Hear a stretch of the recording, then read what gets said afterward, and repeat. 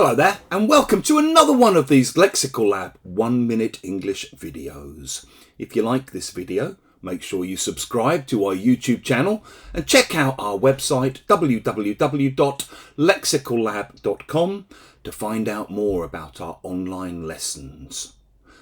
Last weekend I was in Wrocław in Poland for the annual IETL conference, the International Association of Teachers of English as a Foreign Language, and I gave 2 talks there, both of which seemed to go very well.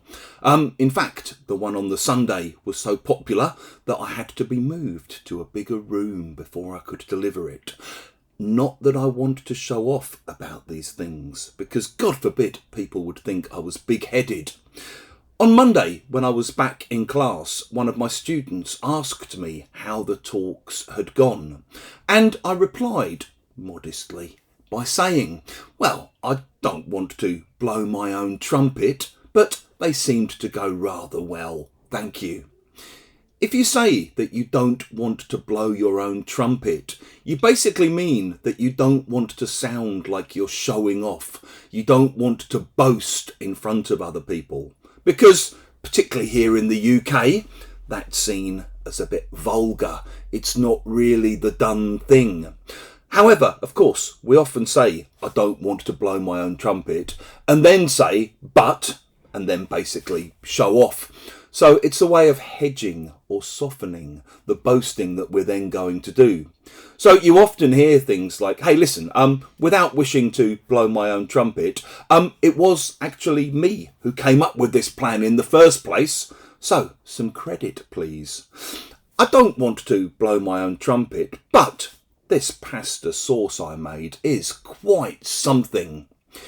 If you've ever spent any time watching political debates on TV, you'll be very familiar with watching the candidates trade insults and blow their own trumpet.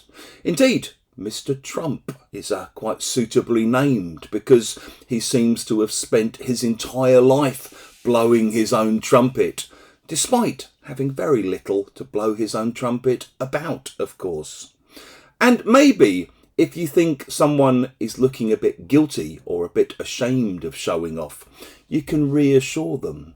So maybe if a friend of yours is talking about their achievements or how well their company's done, and then they stop and say, oh, sorry, I'll stop, I don't want to boast.